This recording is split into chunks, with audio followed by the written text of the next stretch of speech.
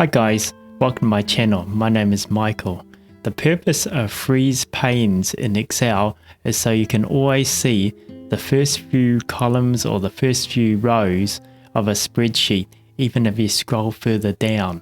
This is particularly important with larger spreadsheets. In this example, we have a company inventory list. Going along the top of the page, we have the headings. Going down the page, we have the categories and the item descriptions. And we want to be able to see this whether we're scrolling across the page or scrolling down the page. So if we try scrolling down the page, we can no longer see the headings.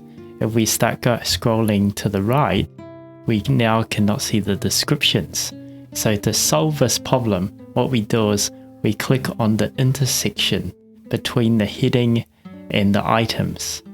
And then we then select View and we select Freeze Panes.